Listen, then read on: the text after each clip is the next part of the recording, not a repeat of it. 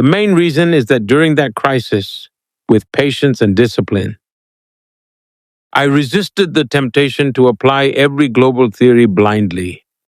We didn't worry about what newspapers would say, whether they'd praise or criticize. Ignoring all that, I stayed focused on basic fundamentals, and by doing so, we succeeded and kept moving ahead. So ultimately, my economy benefited as well. My approach has always been to stay focused on these fundamentals.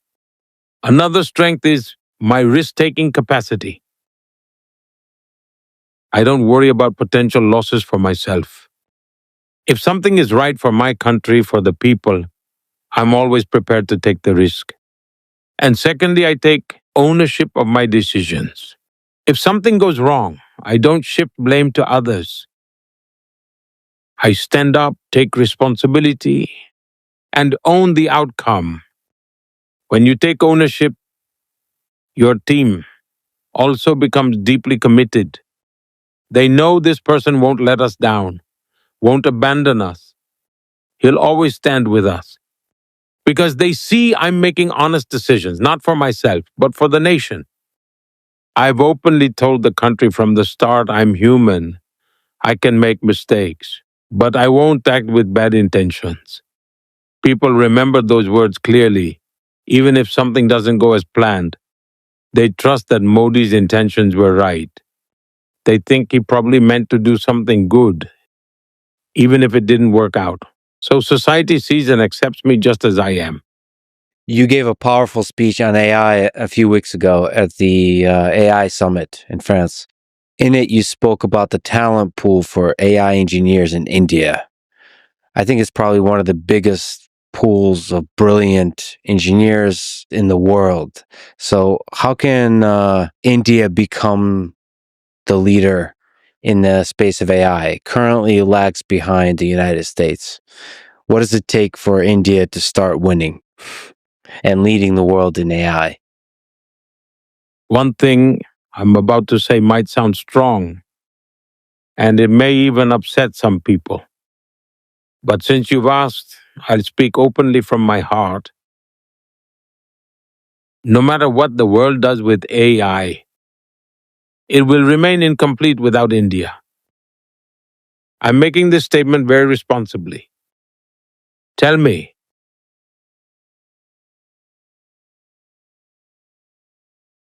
you've heard my speech at the AI Summit in Paris on global cooperation. What do you think? Can anyone develop AI entirely on their own? What is your perspective on this? So you gave actually in your speech a brilliant example of the positive impact of AI and the limitations of AI. I think the example you gave is when you ask it to generate an image of a person writing with their Left hand. it's always going to generate a person writing with their right hand.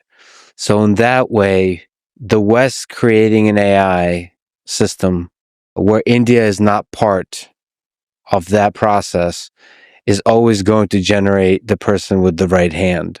Is an essential part of what the world is historically, but especially in the 21st century. I agree. I believe AI development is fundamentally a collaboration. Everyone involved supports one another through shared experiences and learning. India isn't just developing theoretical AI models. It is actively working on and bringing to life AI-driven applications for very specific use cases.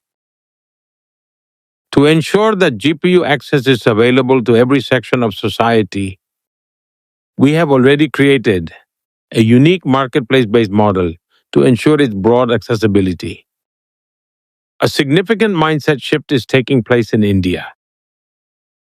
Though historical influences, traditional government procedures, or the lack of strong support infrastructure made us appear as lagging behind to others. Take 5G, for example. The world initially believed we were far behind. But once we started, we became the fastest nation globally to roll out comprehensive 5G networks. Recently, an American company executive visited me and shared his experiences about this very fact. He told me that if I were to advertise in the US for engineers, I would only receive enough applicants to fill a single room at best. But if I do the same in India, even a football field wouldn't be enough to hold them. This indicates that India has access to an extraordinarily vast pool of talent, and that's our greatest strength. After all, artificial intelligence is fundamentally powered, shaped, and guided by human intelligence. Without genuine human intelligence, AI can't thrive or progress sustainably. And that real intelligence exists abundantly in India's youth and talent pool. And I believe that's our greatest asset. But also, if you look, many of the top tech leaders, first of all, tech talent, but tech leaders in the US are of Indian origin. Sundar Pichai, Satya Nadella, Aravind Sarvanas. You've met with some of them. What spirit of their Indian origins do you think they carry in them that enables them to be so successful? Look, Indian culture emphasizes that there should be equal respect for the place where you're born and the place where you work. There should be no difference. As much as there is dedication to the land of birth, there should be the same sense of dedication to the land of work. You should always give your best wherever you are. Because of these rich cultural values, every Indian strives to give their best effort, regardless of their role or position. They don't wait until they're in senior roles, even in smaller roles. Secondly, they never get involved in anything questionable or unethical. They tend to remain dedicated to what's right and ethical. Their nature is collaborative. They easily get along with others. Eventually, for success, just having knowledge isn't enough. The ability to work effectively as part of a team matters significantly more. Understanding people and harnessing their abilities is an incredibly valuable skill. Generally, people raised in India, especially those coming from joint families and brought up in an open society, find it easier to lead complex tasks and large teams effectively. That's why today, in major corporations across the globe, you'll find Indians holding key leadership positions. And the problem solving abilities, along with the analytical thinking of Indian professionals, are truly exceptional. I believe this capability is so strong, it makes Indians globally competitive and extremely valuable on the international stage. This is the reason why, in fields like innovation, entrepreneurship, startups, and boardrooms, you'll find Indians achieving extraordinary results everywhere. Take our space sector, for example. Previously, it was entirely government controlled. But just a couple of years ago, I opened it up to the private sector. And now we already have 200 startups working in space technology. Moreover, our missions like Chandrayaan are extremely cost effective. India's Chandrayaan mission cost less than what Hollywood spends making a single blockbuster film. So when the world sees how cost effective our work is, they naturally think, why not partner with India? This automatically generates respect for Indian talent globally. I believe this is a hallmark of our civilizational ethos. So you spoke about this human intelligence. Do you worry that AI, artificial intelligence, will replace us humans? It's true that in every era, a competitive atmosphere was created between technology and humanity. At times, it was even portrayed as conflict. It was often portrayed as if technology would challenge human existence itself. But every time, as technology advanced, humans adapted and stayed a step ahead. It has always been the case. After all, it is humans who find the best ways to use technology to their advantage. And I believe that with AI, humans are now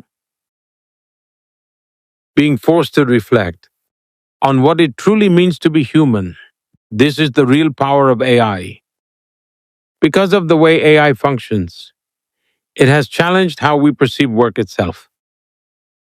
But human imagination is the fuel.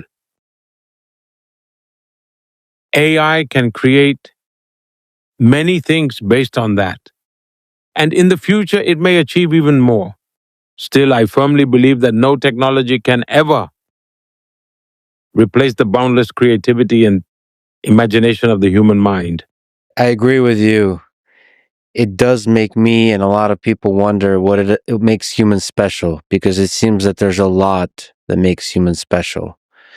The imagination, the creativity, the consciousness, the ability to be afraid, to love, to dream, to think outside of the box, outside of the box of the box of the box, take risks, all of those things. Now, look, humans have an innate ability to care for each other, the natural tendency to be concerned about one another. Now, can someone tell me, is AI capable of this?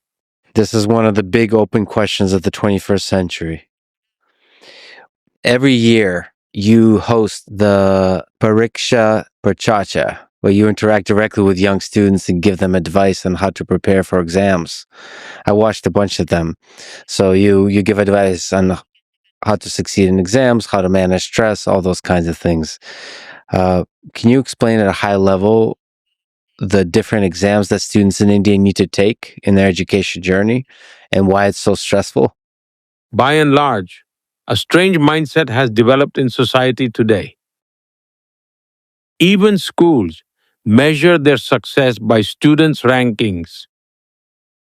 Families too feel pride when their child achieves a high rank because they believe it improves their educational and social status. This mentality has resulted in increased pressure on children. Kids also began feeling that their entire lives depend on 10th and 12th grade exams. We've introduced significant changes in our new education policy to address this issue. But until those changes take effect on the ground, I feel another responsibility. If our children face challenges, it's my duty to listen to them, understand them, and ease their burden. In a way, when I conduct Pariksha Pe Charcha, I get insights directly from the students, understand their parents' mindset, as well as the perspectives of people in the educational field. So, these discussions don't just benefit the students, they benefit me too. Exams are valuable for assessing knowledge in a specific domain, but they can't become the sole measure of someone's overall potential. Many people may not score high academically, yet can hit a century in cricket because that's where their true strength lies. When the focus shifts to actual learning, scores tend to naturally improve. I remember when I was a student, I had a teacher whose learning techniques still greatly appeal to me today. He would give us children specific instructions. To one child, he would say, "Tomorrow, bring exactly 10 chickpeas from home."